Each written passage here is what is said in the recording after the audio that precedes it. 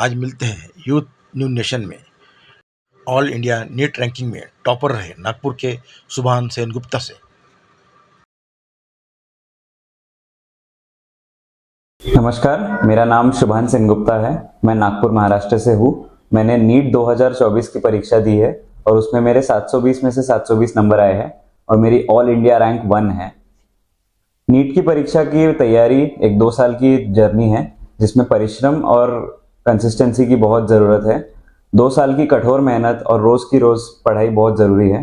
जो भी आपको क्लास में सिखाया जाता है उसको घर आके 3 से 4 बार पढ़ना पड़ता है। रोज़ 4 से 5 घंटे देने पड़ते हैं, उसी से ऐसा परिणाम आता है। मेरी इस 2 साल की जर्नी में मेरे माँ बाप, मेरा छोटा भाई और मेरे सारे मित्रों का बहुत सपोर्ट था। उन्होंने मुझे काफ़ी मदद की जब भी मुझे कठिनाइयाँ आ रही हो।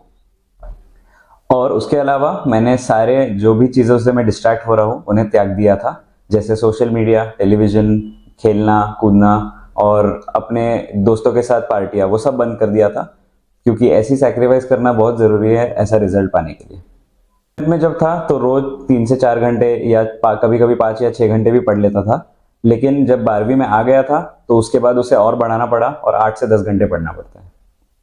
ज़्यादा खुशी हुई, मतलब मेरी 2 साल की मेहनत रंग लाई और मेरे पेरेंट्स भी बहुत प्राउड थे, खुश थे देख के कि फाइनली रिजल्ट आ गया। तो बहुत अच्छा माहौल था। उसके बाद पर लिख रहा था तब तो थोड़ी कठिनाई तो आती है और डर लगता है कि कहीं मैं गलत ना कर दूं, और पेपर देके भी श्योर नहीं था कि सारे मैंने करेक्ट किए हैं क्वेश्चंस। पर जब बाहर आके देखा और फिर सब आंसर की से टैली किया तो देखा कि सब सही है, तो फिर उसके बाद फिर शांति लगी। मेरे इस परीक्षा को क्लियर करने का श्रेय मैं अपने माता पिता, मेरा छोटा भाई और मेरे सारे टीचर्स को देना चाहूंगा। स्टडी करने का तरीका, तीनों सब्जेक्ट्स जो रहते हैं फिजिक्स, केमिस्ट्री और बायोलॉजी, उन्हें मैं इक्वल इंपॉर्टेंस देता था।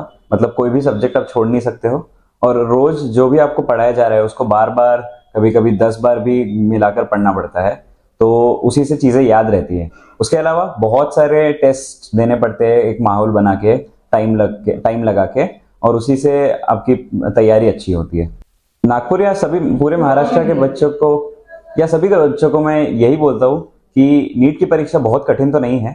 अगर आप सिंसियरली रोज का रोज पढ़ाई करोगे और अपना परिश्रम दोगे, मेहनत करोगे, तो आपका ये परीक्षा निकालना बहुत इजी लगेगा।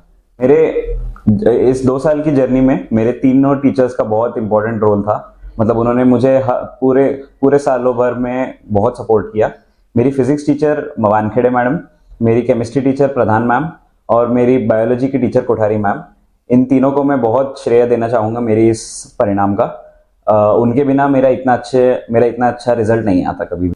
बहुत ही संतुष्ट लग रहा है और ऐसा लग रहा है कि जो 2 साल की मेरी मेहनत थी, मेरे माँ बाप के सैक्रिफाइसेस थे मेरे लिए, वो सब रंग लाए और खुशी का माहौल है पूरे घर में। अभी तो इन 5 सालों में मैं एम्स दिल्ली जाऊंगा MBBS की पढ़ाई करने के लिए, और उसके बाद मुझे एक अव्वल डॉक्टर बनने का एम है। मेरी दिनचर्या कुछ ऐसी दिखती थी कि मैं सुबह 6 बजे उठ जाता था। 6:30 से हमारे कोचिंग में क्लासेस शुरू हो जाते थे, वो चलते थे 12:30 या 1 बजे तक। मैं 1:30 बजे तक घर वापस आता था, थोड़ा फ्रेशन अप हो जाता था, हाथ मुंह धोता था, खाना खा लेता था। फिर 2:30-3 बजे से बैठता पढ़ाई करने के लिए। 3 बजे से 5 बजे तक एक सेशन होता मेरा पढ़ाई का, जिसमें मैं नॉर्मली अपने क्लास में दिया हुआ होमवर्क या फिर कुछ मैम ने बोला हो कि कल पढ़ के आना, वैसा कुछ पढ़ लेता था। फिर उसके बाद मैं एक थोड़ा सा ब्रेक लेता था क्योंकि उस टाइम पे मेरा छोटा भाई स्कूल से वापस आता है, और फिर मैं उसके साथ थोड़ी देर बैठता था, कुछ खा लेता था। फिर उसके बाद मैं शाम को 6 से 8 पढ़ता था। फिर 8 बजे के बाद रात का खाना खा के फिर 9 बजे बैठता था। फिर 9 बजे एक बार बैठ गया तो फिर मैं रात को 12 बजे तक या 1 बजे तक पढ़ लेता था, जब तक भी टाइम मिले या फिर काम कंप्लीट करने का टाइम लगे। नींद मेरे इस रूटीन में बहुत ज़्यादा ज़रूरी थी। मतलब मुझे आखिर तक 7 से 8 घंटे की नींद बहुत ज़रूरी थी। कभी कभी वो नहीं मिल पाती थी तो उससे थोड़ा मुश्किल होता था, पर मैं सभी को यही बोलता हूँ कि आपकी नींद मत त्यागिए, क्योंकि बिना अच्छी नींद लिए माइंड बाकी टाइम फ्रेश नहीं रहता है, और उससे एक अच्छा फ्रेंड ग्रुप होना बहुत ज़रूरी था। मतलब मेरे जो भी दोस्त थे जिनके साथ मैं बैठकर पढ़ाई करता था, उन सब ने मुझे बहुत सपोर्ट किया, बहुत मोटिवेट किया, और बहुत मेरे डाउट्स या फिर जिन चीज़ों में मुझे दिक्कत आती थी उनमें मदद भी की। मेरा मानना है कि अच्छा एक फ्रेंड सर्कल होना बहुत ज़रूरी है, जो एक दूसरे को अपलिफ्ट करते रहे या फिर बोलते रहे कि कोई बात नहीं अगली बार कर लेना। उससे आपको एक चलते रहने की आशा बनी हुई रहती है कि कोई बात नहीं मैं अगली बार और मेहनत कर लूँगा। और सबसे अच्छी बात है कि मेरे सारे दोस्तों के अच्छे ही मार्क्स आए हैं नीट में, तो हम सब बहुत खुश हैं और इस जर्नी में हमारा एक दूसरे का बहुत सपोर्ट था। नीट की प्रिपरेशन जैसा मैं बोला था 2 साल का है, तो उसमें बहुत सी कठिनाइयां तो आती है। कभी कभी बहुत कम नंबर आने शुरू हो जाते हैं या घर में कोई दिक्कत हो सकती है, या फिर कभी कभी जैसे मुझे 1-2 हफ्तों के लिए डेंगू हो गया था, तो उससे आपका समय व्यर्थ हो जाता है। तो ऐसे समय में बहुत इंपॉर्टेंट है कि आप अपने दिमाग को स्थिर रखिए, शांत रहिए और सोचिए कि मैं इससे कमबैक कैसे करूंगा, मैं कैसे फिर से पढ़ाई शुरू करूंगा। खुद पे ज्यादा बोझ नहीं देना है, लेकिन ये भी नहीं भूलना है कि आखिरी आपका मकसद क्या है, आप किस एग्जाम के लिए मेहनत कर रहे हैं। क्योंकि कोई मतलब हर दिन का महत्व होता है, कोई भी दिन आप व्यर्थ नहीं कर सकते हैं। आपको रोज पढ़ाई करनी है और उसके लिए डिसिप्लिन रहना बहुत जरूरी है। तो जो भी कठिनाइयां आती है, जैसे कभी कभी दोस्तों के साथ बाहर चले गए तो टाइम वेस्ट हो गया, ऐसे सब चीजों के लिए आपको कवर अप करना बहुत जरूरी है। जैसे मैं क्या करता, मैं फिर उसके अगले दिन ज्यादा बैठ के पढ़ लेता, तो उससे बैलेंस आउट हो जाता था। तो इस तरह से फिर धीरे धीरे मेरा वो डिस्ट्रैक्शंस कम होते गए, एक स्टेबल रूटीन बन गया।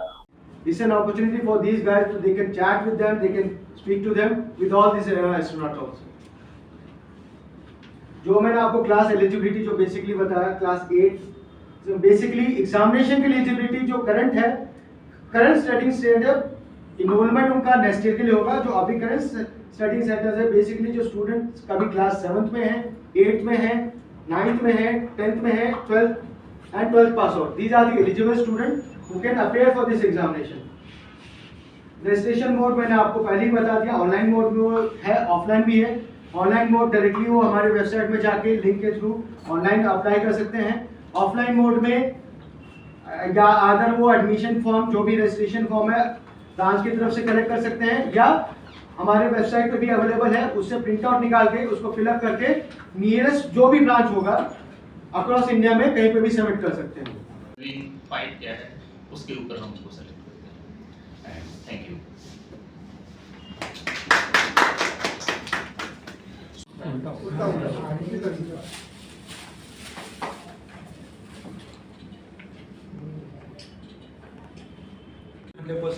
में आए थे एंड 8 बच्चे। हाँ जी। और नागपुर से अगर मैं बात करूँ तो मोर देन सर 11,000 बच्चे हैं हमारे यहाँ पे total as a zone Nagpur division और नहीं, नागपुर सिटी की मैं बात कर रहा हूँ सर। ये Nagpur 1 branch, we having 4 branches. हमारी 4 ब्रांचेस आती है। एक नागपुर यहाँ पे लॉ स्क्वायर में आती है, एक नागपुर सदर, नागपुर भांडे प्लॉट, और अगर हमारी चौथी ब्रांच है चंद्रपुर। तो अगर मैं कुल मिला अमरावती में भी है ना आपका? अमरावती में भी है सर। वैसे तो अमरावती अकोला कुजमागढ़ जो क्लस्टर है, नागपुर की 3 ब्रांचेस और चंद्रपुर एक सिंगल क्लस्टर है। ओके। इसके अलावा भी और भी ब्रांचेस हैं, अकोला, अमरावती, लातूर, पुणे में 6 ब्रांचेस हैं। नहीं, और विदर्भ अगर पकड़ेंगे तो how many branches are you having? सब विदर्भ में 8 ब्रांचेस है। सारे, 8 branches यानी कोई ऐसा सिटी नहीं है जिसमें नहीं। नागपुर में तो फाउंडेशन कोर्स वो बेंचमार्क उनको बनाता है, क्योंकि क्या है ना आज के टाइम पे कंपटीशन इतना ज़्यादा हो गया है। क्योंकि पहले के टाइम पे हम लोग क्या करते थे, जैसे पेरेंट हमारे डॉक्टर हैं या इंजीनियर है, तो एक ईजी था कि बेंचमार्क तक नेट। अभी क्या है, जो आइडल जो एनालिसिस पार्ट है कि अभी जो डिसीजन लेना है, क्योंकि फ्यूचर किसी ने नहीं देखा, कोई भी डिसीजन अगर आप स्कोर बेस पे या न्यूमेरिकल वैल्यू पे आप लेते हैं तो उसका देर से हाई प्रोबेबिलिटी सक्सेस रेट ज़्यादा होगा। तो ये फाउंडेशन कोर्स कैसे है कि जैसे पढ़ाई के साथ उनके डिफरेंट टेस्ट होते हैं सब्जेक्टिव वाइज। तो सब्जेक्ट वाइज जैसे साइंस को भी हम 3 पार्ट में उनको डिवाइड करते हैं, यानी कि जैसे स्कूल में साइंस का एक टीचर होता है, अपने यहाँ साइंस का 3 टीचर होंगे, फिजिक्स, केमिस्ट्री, बायोलॉजी के 3 टीचर होंगे, मैथ्स का 1 टीचर होगा। Other than this fortnightly classes English और सोशल साइंस की वो अलग होती है। और जो इनके टेस्ट भी होते हैं सब्जेक्ट वाइज होते हैं, जो मैंने आपको बताया, उसके बेस पे ओवर अ पीरियड जैसे अगर होता है तो बच्चे को जैसे पेरेंट को अगर डिसाइड करना है 10th के बाद, तो उसके जैसे मल्टीपल जितने भी टेस्ट होंगे, मतलब 15-20 जितने भी टेस्ट होंगे, तो उसके मार्क्स के बेस पे ही कैन आइडेंटिफाई कि बच्चा किस सब्जेक्ट में स्ट्रॉन्ग है, राइट। तो उसके बेस पे जैसे आप लोगों ने बोला कि एक रिवर्स इंजीनियरिंग का आजकल कॉन्सेप्ट है कि मान लो फॉर एग्जाम्पल बच्चे का मैथ्स में स्ट्रॉन्ग है तो उसके लिए क्या क्या ट्रैक, या तो वो सीए जा सकता है या इंजीनियरिंग स्ट्रीम दे सकता है, तो उसका कैरियर ऑप्शन क्या है, कैरियर ऑप्शन के लिए कौन से कॉलेज में जाना है पड़ेगा, रिवर्स कैसे, उस कॉलेज में इनरोल करने के लिए कौन से एग्जाम क्लियर करना पड़ेगा, कौन सा एग्जाम क्लियर करने के लिए कौन सा सब्जेक्ट आपको 11th-12th में लेना पड़ेगा। तो ये फाउंडेशन कोर्स वो एक बेंचमार्क देता है। 11th-12th में basically we are focusing only on engineering, JEE mains and advance और मेडिकल, दैट इज नेट। तो ये 3 तरह के प्रोग्राम्स हम करते हैं। नई नई खबरें देखते रहने के लिए आप देखते रहिए यूथ न्यू नेशन नागपुर। हमारे चैनल पे आपकी खबरें प्रसारित करने के लिए हमें 9021550616 पर संपर्क साधें। जय हिंद, जय भारत।